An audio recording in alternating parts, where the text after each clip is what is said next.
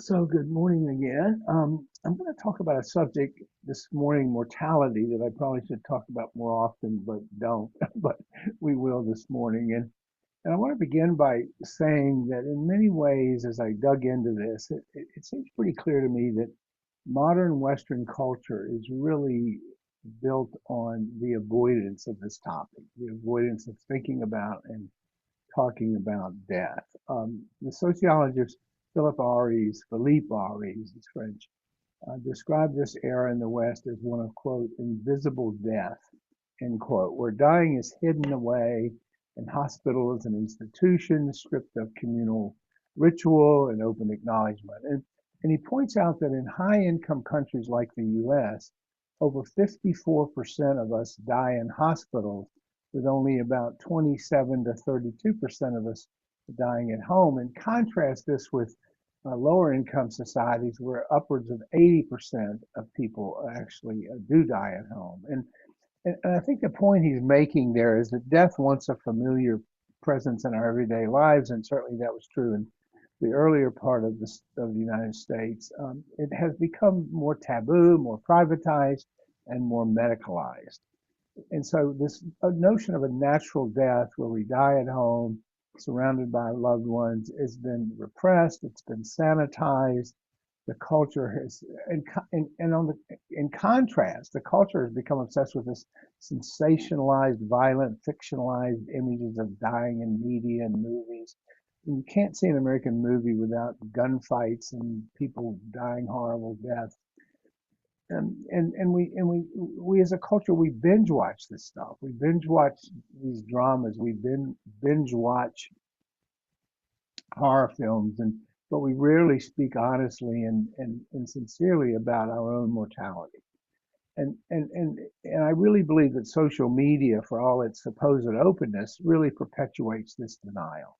You know, grief and loss, the real outcomes of losing someone or anticipating our own demise, are really pushed to the margins. They just don't get addressed that openly. And this collective avoidance is it's not just a cultural quirk. It really shapes how we live, how we love, how we relate to each other. And because when it's denied, when we push it away and don't want to think about it, life itself becomes more anxious. The need for control goes up. It becomes more superficial. We become more disconnected. We chase distractions. We numb ourselves with, consumption and things and acquisition of things. And we really move away from the deeper possibilities of being alive.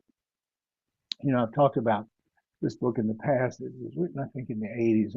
It's a really influential book in my life. It's Ernst Becker, the German author. He wrote this landmark book called The Denial of Death, which some of you may know. But he argues in that the fear of mortality is, quote, the mainspring of human activity.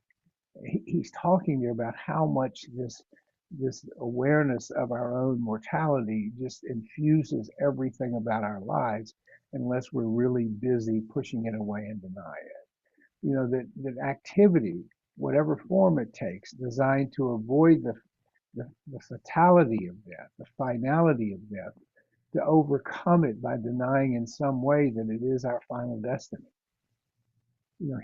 Becker went on to write that, quote, we are gods with anuses, creatures capable of symbolic thought and self-reflection, yet bound to bodies that will decay and die and which we try to not think about.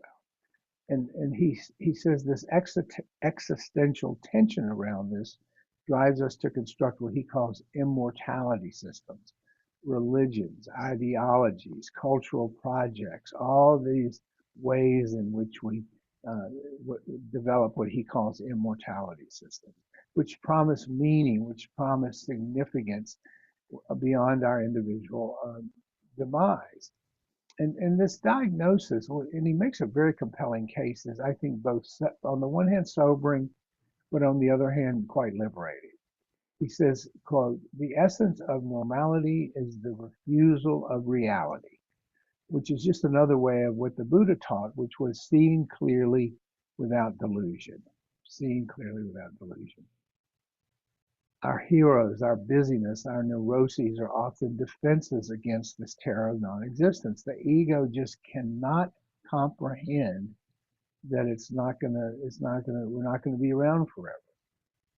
But but but Becker then says paradoxically that it is only by quote with tasting death with the lips of your living body that we can live authentically. And this is the same argument the Buddha was making 2,600 years ago. Because when we confront our mortality directly, we don't run and hide from it, we are often freed from the compulsive need to deny, distract, or defend. And some of you are familiar with the practice the Buddha taught, the five recollections, where he talks about, I am of the nature to grow old, I am of the nature to grow sick, I am of the nature to die and lose everything I love, and so forth. He really wants us to bring that to the forefront, to infuse our life with meaning, to infuse every moment with meaning. So we become capable of genuine presence, of creativity, of compassion. And there's been a whole body of psychological research that was inspired by Ernst Becker's book, which has shown that the reminders of death increase our attachment to cultural worldviews and self-esteem as buffers against anxiety. In other words, but it also reveals not just that, but a hopeful truth that when we integrate it rather than deny it, it fosters pro-social behavior, deeper meaning in our lives, and a greater appreciation for life. Now, centuries, obviously 26 centuries before Becker, the Buddha offered a practical approach to this denial. And it's in a part of the Pali Canon called the Maranasata Sutta. And here the Buddha's talking about distinguishing between what he calls heedless and heedful living. And he says the heedless person puts off death awareness, thinking, quote, may I live for a day and a night, or even the time it takes to eat a meal so I can practice. He then says the heedful practitioner, by contrast, reflects, quote, may I live for the time it takes to breathe in and breathe out so I can attend to the teachings. And so this Maranasati practice, this meditation practice, is a way that he describes of remembering that death can strike at any time, that we should practice assiduously and with agency in every moment, even in the time it takes to draw one breath. And he urges us to practice the mindfulness of death, not as a morbid fixation, but as a call to presence. You know, the Buddha taught in the Satipatthana Sutta, he taught what's called the 9 cemetery contemplations, which invite us to reflect on the stages of bodily decay. And some of you may know, at least in some of the monasteries, they actually will watch a fellow monk who has died, you know, they'll leave his body open and watch the decay, or the Tibetan tradition of the sky funeral, where they just leave the corpse exposed for the birds and the other critters to finish it off. Not to horrify, but to break the spell of denial and to foster non-attachment to the ego's need to live forever.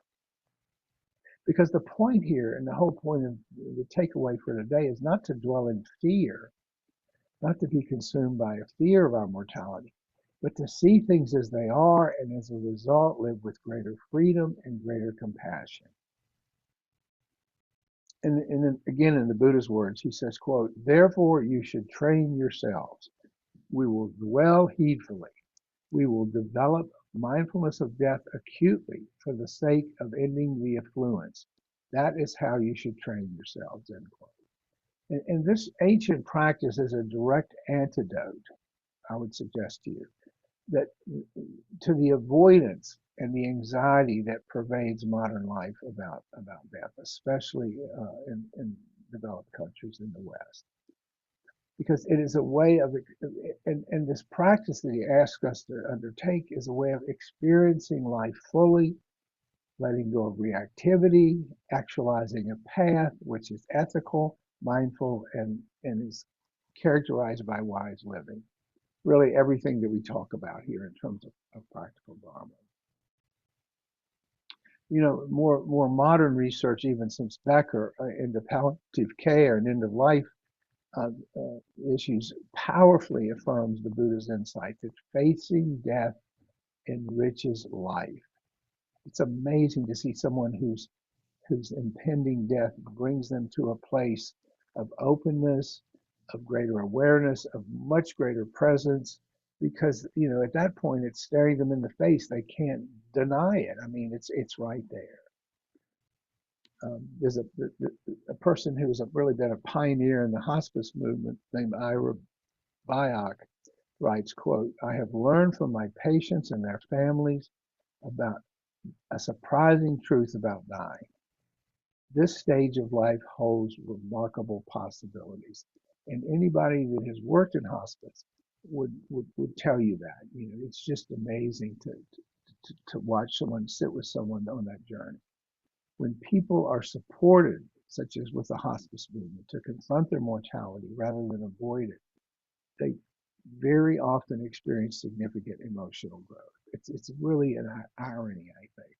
You know, there's an increased appreciation for life. The relationships are improved. All the small, silly stuff just goes away. There's a renewed sense of purpose. And this research on what's called mortality salience shows that reminders of death increase, as I said, pro-social behavior, motivation for healthy living, search for meaning, which is far, far from making us morbid. This awareness puts everyday struggles in perspective. We don't sweat the small stuff. It reduces anxiety, again, somewhat paradoxically, and motivates us to focus on what truly matters.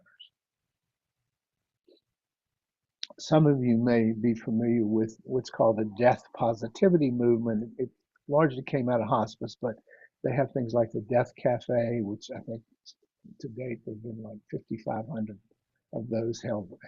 They have them here globally, and the Before I Die wall, which demonstrates that open, honest engagement with mortality fosters community, gratitude, and a deep appreciation for life. And when they interview participants in either of these activities, they report spending less time on petty grievances and more energy nurturing meaningful relationships.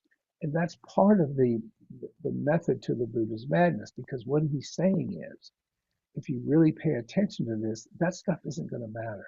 What's going to matter is living in the moment, deepening your relationships, living an ethical life, all the things that he taught. So, what does all that mean for us here in Serenity Sangha as practitioners of practical Dharma? Well, you know, first we recognize that we're not prisoners to our culture's avoidance of death. It's not an inevitable part of our life. It is a habit. It is a collective form of reactivity that the media reinforces, social media reinforces, all this glorification of youth reinforces, that can be seen and understood and let go of. The Buddhist teaching, Ernest Becker's psychology, modern palliative care, all point to the same paradox. When we turn toward death, we discover life. When we turn toward death, we discover life. And the Maranasati practice is not about obsessing over dying and worrying about it, but living our lives with eyes open. Because it is the practice of remembering moment by moment that life is uncertain, that it is fragile, and that it is precious. It is a gift.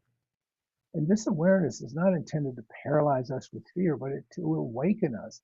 Wake up, it's telling us. This urgency of kindness, of importance of deeper relationships, the freedom to let go of what's not serving us. That's the importance of it. Death awareness, far from being morbid, is a gateway to gratitude, to courage, to love. It is the ground of practical Dharma, a way of living that is honest, compassionate, and awake. To live well is to live with death in view, not as a threat, but as a teacher. When we practice what the Buddha taught, the Maranasati practice, we are not rehearsing for the end. We are learning how to begin again and again with each breath to live right now. So let us consider, in a world and a culture that hides from death, to be among those who turn toward it. Not to dwell in fear, but to discover all the beauty and richness and possibilities of being alive every day. Becker says also in his book, quote, above all, as I said, you must be able to taste death with the lips of your living body so that you know emotionally that you are a creature who will die. Let's make this awareness not a burden, but a blessing, but a teacher. Let's make it a call to live fully, love deeply, walk the path of the Dharma in the here and now. So those are some thoughts this morning on a Buddhist view of our own mortality.